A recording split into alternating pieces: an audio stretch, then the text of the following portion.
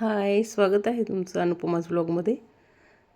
आज मी तुमच्यासोबत शेअर करते लोकमत सखी आयोजित लावणीच्या प्रोग्रामविषयी थोडंसं.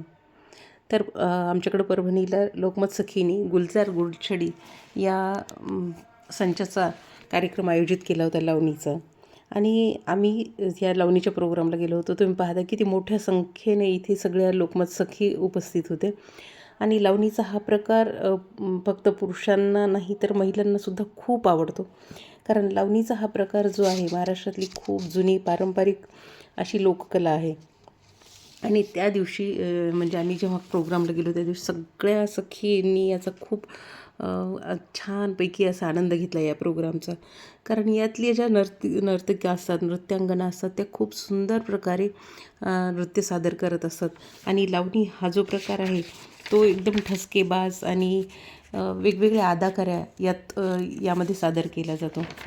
लावणी ही महाराष्ट्राची एक लोकप्रिय आणि पारंपरिक अशी लोककला आहे. यात फक्त नृत्य नाही तर यामध्ये संगीत आणि अभिनयसुद्धा सादर केला जातो. यामधल्या ज्या नृत्यांगना असतात त्या फक्त डान्स करतात एवढंच नाही तर त्यांचे हावभाव, त्यांचा अभिनयसुद्धा यामध्ये खूप सुंदररित्या सादर करत असतात. आणि त्यामुळं म्हणजे सगळे तल्लीन होऊन जातात त्यांचा नृत्य पाहायला. आणि इतकं सुंदर असं ढोलकीच्या तालावर हे नृत्य सादर केलं जातं. हे नृत्य सादर करत असताना ज्या नृत्यांगना असतात त्यांनी एकदम पारंपरिक अशी वेशभूषा केलेली असते. म्हणजे नऊवारी साडी आणि त्यावर नऊवारी साडीवर नथ वगैरे सगळं पारंपरिक वेशभूषा असते. तर सुरुवातीला केली गणेश स्तवन आणि गणेश स्तवन झालं आणि त्यानंतर ही सादर होत होती गवळण. यामध्ये राधाकृष्णाचं अतूट प्रेम, त्याबद्दलचं म्हणजे श्रांगरिकपणा हे सगळं ह्या नृत्यामध्ये त्यांनी सादर केलेलं होतं. ह्या गवळणीमध्ये त्यांनी सादर केलेलं होतं. लावणी हे नाव कदाचित यामुळंच म्हणजे प्रचलित झालेलं असेल की लावण्य म्हणजेच लावणी, सुंदर म्हणजे लावणी. तर खूप सुंदररित्या ह्या नृत्यांगना ज्या होत्या यांचं सादरीकरण करत होत्या. हे सादरीकरण करत असताना म्हणजे हे जो सुंदर प्रकार आहे लावणीचा, याचा जो नृत्य आहे खूप म्हणजे मेहनत करावी लागते. हे नृत्य सादर करत असताना यातल्या अदा वेगळ्या असतात. आज आपण जर वेस्टर्न डान्स पाहिला तर त्यामध्ये आणि यामध्ये खूप खूप मोठी तफावत असते. तर अशा पद्धतीने एक सुंदर असं त्यांचं जे वेशभूषा असते ती पण अशी पारंपरिक असते. नथ असते, कपाळावर चंद्रकोर असते, केसांचा मस्त असा मोठा अंबाडा केलेला असतो आणि त्यावर असा सुंदर गजरा लावलेला असतो. तर खूप छान अशा ह्या तयार झालेल्या असतात नृत्यांगना आणि त्यांचा जो प्रकार आहे नृत्य प्रकार तो इथं सादर करत असतात. सादर करत असताना त्या एवढ्या तल्लीन होतात आणि हे सखी तुम्ही पाहताय किती सुंदर छान पद्धतीने ह्या नृत्याचा आनंद घेत आहेत. त्यामध्ये आपल्यामध्ये येतात, आपण जे प्रेक्षक असतो त्यांच्यामध्ये येतात, त्यांच्यासोबत डान्स करतात आणि सगळ्या तल्लीन होऊन जातात. तर हे फक्त ढोलकी नाही तर हलगी आणि डफली आहे सगळं यामध्ये असतं आणि त्यावर हा नृत्यप्रकार सादर केला जातो. लावणीमध्ये शृंगार असतो, लावणीमध्ये प्रेम असतं, लावणीमध्ये विरह असतो आणि लावणीमध्ये काही सामाजिक विषयसुद्धा असतात आणि या विषयांवर ही लावणी सादर केली जाते.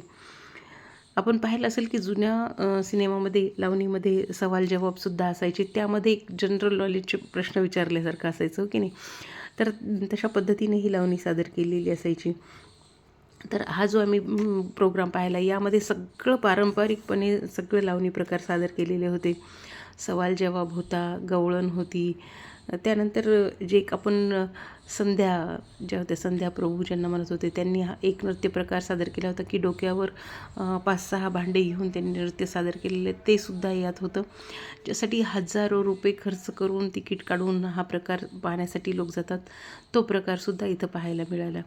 आणि किती एनर्जी लागत असेल तुम्ही विचार करा. ही जेव्हा लावणी सादर केल्या जाते तेव्हा किती एनर्जी लागत असेल हे नृत्य सादर करण्यासाठी. तर असं सुंदर असं नृत्य ह्या नृत्यांगना सादर करत होत्या आणि आमच्या ज्या सखी आहेत लोकमत सखी त्या खूप छान तल्लीन होऊन हा प्रकार पाहत होते. तर आपल्याला माहिती आहे की ह्या नृत्य प्रकारामुळं जे आहे शरीराचं नृत्य कुठलंही असो नृत्य करताना शरीराला याचा खूप फायदा होतो. आरोग्य चांगलं राहतं. शरीरात म्हणजे आपल्या मनावरचा जो ताणतणाव आहे तो कमी होतो आणि सगळ्यात महत्त्वाचं म्हणजे आपली एकाग्रता वाढते. आपण जे काय करतो आहे हे करत असताना आपण म्हणजे इतकी एकाग्रता वाढते आणि त्याबरोबर जेव्हा काही जणी तर म्हणजे गायिका दुसरी असते आणि त्यावर म्हणजे नृत्य करत असतात, पण खरंच त्यांची मला कमाल वाटते ज्या गातात पण स्वतः आणि नृत्य पण स्वतः सादर करतात. तर हे दोन्ही कामसुद्धा ह्या नृत्यांगना करू शकतात. किती मोठी कमाल आहे आणि किती म्हणजे यांना किती मेहनत यासाठी करावी लागत असेल हे यामध्ये पाहायला मिळतं. आपण आता सध्याचे जे पाहिलं अप्सरा आली किंवा चंद्रा यांनी अमृता खानविलकर असेल, सोनाली कुलकर्णी असेल, यांनीसुद्धा खूप सुंदर असे लावणी प्रकार साजरे केलेले आहेत.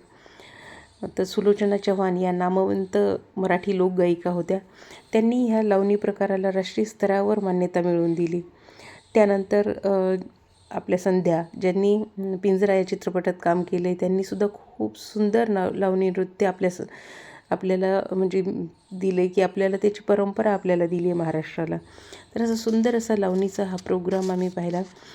त्यानंतर यामध्ये यांच्या ज्या मैत्रिणी असतात, म्हणजे यांच्यासह नर्तिका ज्या असतात, त्यासुद्धा खूप छान यांना सहकार्य करत असतात.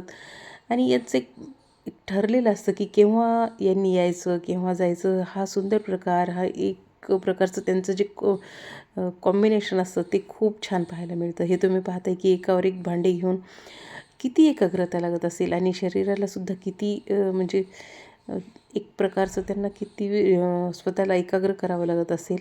आणि हा प्रकार सादर करत असताना म्हणजे सगळे अवयव म्हणजे तुमचे हात, पाय, डोकं, ह्याचं कोऑर्डिनेशन किती महत्त्वाचं असेल. मान किती म्हणजे व्यवस्थित ठेवावी लागत असेल. थोडं जरी हललं तर म्हणजे हे पडू शकतं. आणि असं जर आपल्याला जर थोडं जरी काही करायचं असेल तर आपल्याला किती मेहनत लागते. एवढी प्रॅक्टिस करायची, एवढं सगळं डोक्यावर घेऊन खूप मेहनत लागते या सगळ्या गोष्टींना. हे सगळं इथं पाहायला मिळालं. खूप छान वाटत होतं. लांब बसलेले असल्यामुळं खूप म्हणजे इतकं क्लिअर नव्हतं वाटत म्हणजे व्हिडिओमध्ये, पण पाहायला खूप असं डोळे म्हणजे अशी पापणीसुद्धा म्हणजे हालत नव्हती, इतकं सुंदर वाटत होतं. आणि सगळ्या सखी खूप एन्जॉय करत होत्या. आणि बऱ्याच सखींनी स्वतः उठून यांच्यासोबत डान्ससुद्धा करण्याचा आनंद घेतला. आणि हा प्रकारच असा आहे की आपोआप पाय थिरकतात, आपोआप म्हणजे ओठावर गाणे येतात, आपोआप म्हणजे असं इच्छा होती की आपणसुद्धा यांच्यासोबत सामील व्हावं. खूप सुंदर असा प्रकार. आणि हा पाहताय तुम्ही सवाल जवाब. तर यामध्ये पण खूप छान असे ठसकेदारपणा त्यांनी यामध्ये सादर केला होता. तर हे सगळं जे करत होते तर आपण सुरेखा पुणेकर यांचं नाव ऐकलेलं आहे. शकुंतलाबाई नगरकर यांनीसुद्धा खूप म्हणजे यांनी खूप नाव केले लावणीमध्ये.